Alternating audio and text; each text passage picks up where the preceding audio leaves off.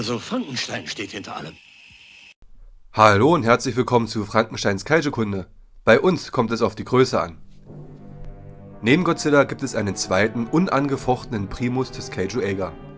Und zwar nicht King Kong, Mechagodzilla oder Mothra, sondern die Riesenschildkröte Gamera.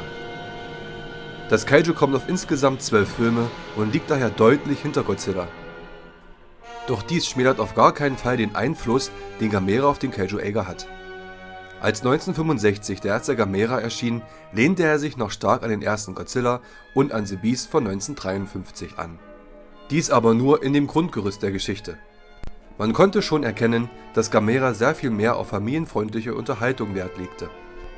Sein Nachfolger Gamera vs. Barugon, Frankensteins Drache aus dem Dschungel, hat einen besonderen Stellenwert in der Showa-Ära von Gamera.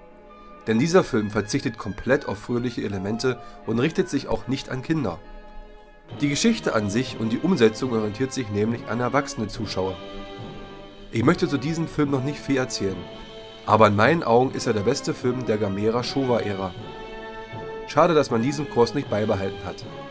Aber es ist schön zu sehen, wie ein ernster Gamera-Showa-Film auszusehen hat.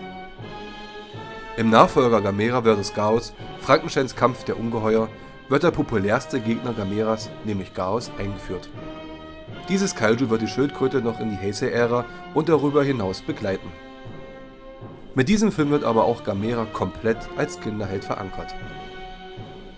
Alle Nachfolgeproduktionen der Gamera-Showa-Ära sind ausschließlich mit Kindern in den Hauptrollen besetzt. Diese kämpfen mit Gamera stets gegen Außerirdische und vertreiben sie von der Erde. Für Kinder sicherlich ein schönes Filmerlebnis. Für Leute, die die ernsteren Filme bevorzugen, sicherlich gewöhnungsbedürftig. Aber nichtsdestotrotz haben auch diese Filme ihren Charme und besonderen Stellenwert im Kaiju-Eiga. Die Schildkröte kam von 1965 bis 1971 auf 6 Filme. Doch der DA gingen die finanziellen Mittel aus und sie legten ihre Kaiju-Produktion erst einmal auf Eis. 1980 versuchten sie erneut mit Gamera einen Erfolg zu produzieren, doch das scheiterte kläglich.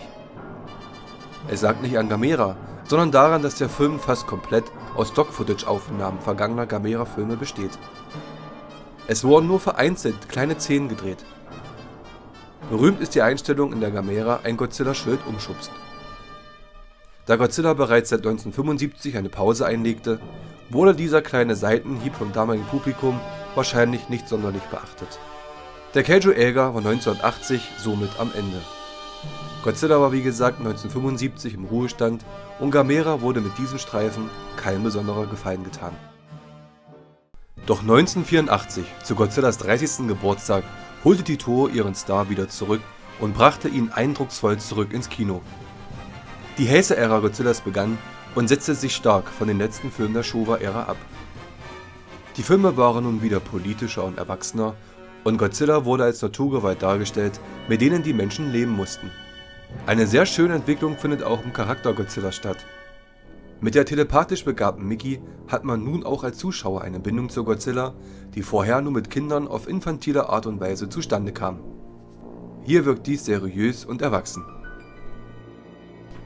1995 wurde Gamera 30 Jahre alt und die DA wollten auch Gamera wieder aufleben lassen. Immerhin hat dies mit Godzilla sehr erfolgreich funktioniert. 第1作ガメラができた時はこれは今からちょうど30年前ですから私がまだ社長になっておりません。 Doch in der Medienwelt Japans wurde die Reanimierung Gameras anfangs nicht sonderlich ernst genommen. Immerhin ist die Riesenschildkröte als pure Kinderunterhaltung im Gedächtnis geblieben. Ohne es zu wissen, wurden 2 unbekannte Männer für diesen Film verpflichtet, die Kaiju-Geschichte schreiben sollten. Als Regisseur wurde Shusuke Kaneko eingesetzt und für die Leitung der Spezialeffekte Shinichi Higuchi. Es war noch überhaupt gar nicht absehbar, aber diese beiden Männer werden den Kaiju-Eiga für immer verändern. Als Gamera Guardian of the Universe schließlich im März 1995 herauskam, war das Staunen nicht schlecht. Kaneko und Higuchi haben Gamera als Beschützer der Erde zwar gelassen, doch in Kinder orientiert sich dieser Film und vor allem die beiden Nachfolger überhaupt nicht. Der Film liefert eine interessante Geschichte und die Effekte sind auf einem absoluten Top-Niveau. Man orientierte sich bei den Charakteren aber stark an Godzilla. Gamera kann über ein Medaillon mit Asagi Kusanagi kommunizieren. Steh auf! Lauf weg! Dies ist eine deutliche Anlehnung an Toos Miki Sugusa, die mit Godzilla telepathisch agieren kann. Sayonara, Godzilla. Der Film war bei Fans und Kritikern erfolgreich aufgenommen worden und der Toho blieb nur eine Wahl, ihren Status im Kaiju-Eiga aufrechtzuerhalten. Seit mehreren Jahren wurden zwischen den Toho-Studios und Hollywood die Konzeption eines amerikanischen Godzillas verhandelt. 1995 gab es dann bereits erste Tendenzen, wann der Film erscheinen sollte. Angedacht waren 1997 oder 1998. In dieser Zeit durfte die Toho keine eigenen Godzilla-Filme produzieren. So der Deal. Gameras sehr erfolgreiche Rückkehr auf finanzieller, aber auch kreativer Ebene war der Toho ein Dorn im Auge. Mit der geplanten Hollywood-Produktion Godzillas als auch Gameras Rückkehr wollte die Toho ihre Godzilla-Heisei-Reihe beenden. Und dies tat sie auch.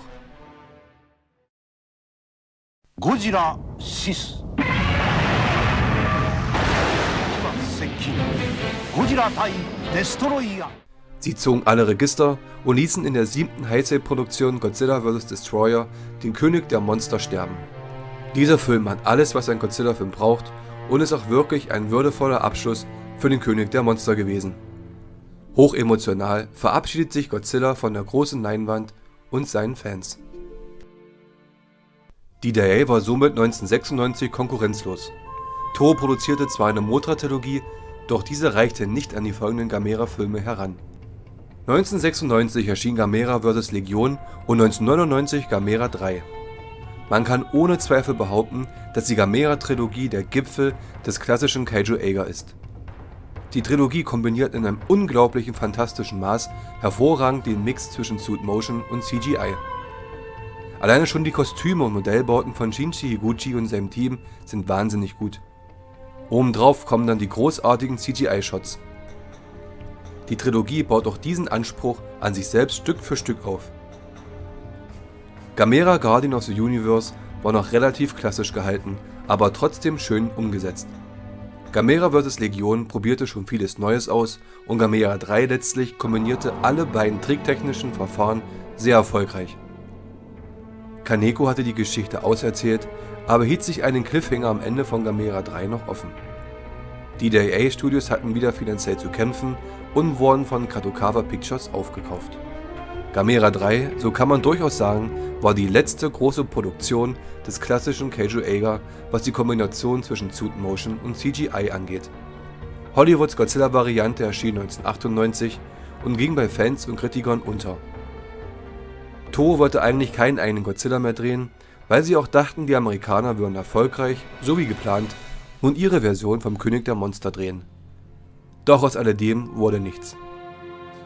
1999, wenige Monate nach Gamera 3, brachte die Toho nun doch wieder einen Godzilla-Film heraus. Mit Godzilla 2000 Millennium begann die Millennium-Ära vom König der Monster. Doch diese 6 Filme schaffen es nicht an die beiden vorherigen Reihen, Showa und Heisei, heranzukommen. Toho verpflichtete sogar Gameras Regisseur Shusuke Kaneko für Godzilla, Mothra, King Ghidorah, Giant Monsters All Out Attack 2001. Dieser Film ist wirklich eine Augenweide und gemeinsam mit Tokyo SOS der beste der Millennium-Ära. Hollywoods extreme Budgetierung, was Spezialeffekte angeht, wirkte sich nun gewaltig auf den Kaiju-Eiga aus. Die kleinen japanischen Produktionsstudios konnten mit der Konkurrenz aus Hollywood nur schwer mithalten.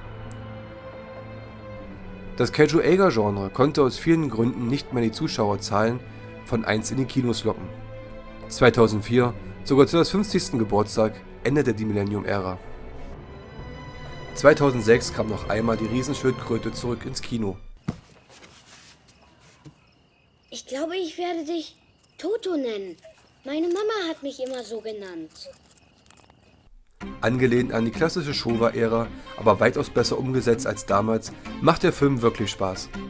Doch auch dieser konnte die Erwartungen leider nicht erfüllen. Gamera the Brave ist bislang der letzte Gamera-Film. Der Kaiju-Eiga war 2006 somit erneut am Ende. 2014 kreierte Hollywood das erfolgreiche Monsterverse und konnte nun endlich an Godzillas Wurzeln anknüpfen. Auch Toho produzierte 2016 und 2023 eigene Godzilla-Filme und konnte gewaltige finanzielle und künstlerische Erfolge feiern. Godzilla ist aktuell wieder ganz oben. Gamera bekam 2015 einen wunderschönen und brachialen kleinen Fanfilm auf YouTube vorgesetzt. Dieser kleine Animationsfilm ist dermaßen gut, dass es äußerst schade ist, dass dieser Stil nicht auf professioneller Ebene weitergeführt wird. Es ist wirklich manchmal sehr ärgerlich, dass Fanproduktionen heutzutage viel kreativer und anspruchsvoller mit einem Genre und dem Publikum umgehen als millionenschwere Produktionen verschiedener Filmstudios. 2023 erschien der erste Gamera-Anime auf Netflix und beinhaltet 6 Folgen, in denen Gamera stets gegen ein anderes Kaiju kämpft. 5 Staffeln wurden angekündigt, wenn sich der Anime finanziell lohnt. Bisher sind aber keine Neuigkeiten angekündigt. Nicht zu vergessen ist auch die musikalische Untermalung Gameras. Wer an Godzillas Musik denkt, hat bestimmt das ikonische Thema von Akira Ifukube im Ohr.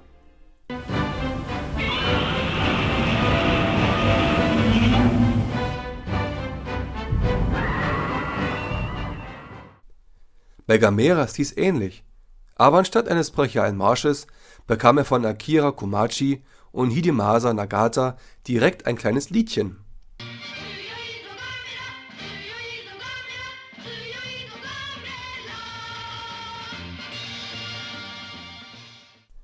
Eindeutig für Kinder gedacht und ein ulkiges Relikt aus den alten Showa-Tagen.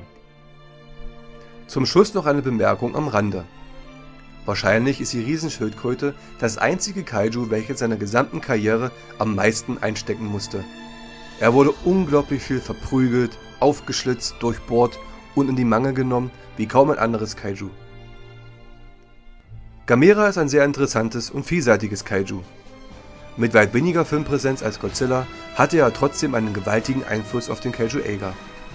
Man kann ohne Zweifel behaupten, dass Gamera neben Godzilla die eindrucksvollste Erscheinung im Kaiju Eiga ist. Als Fans hoffen wir, dass er weiterhin uns mit tollen Projekten unterhalten wird. Wir hoffen, das Video hat euch gefallen. Bis dann! Es war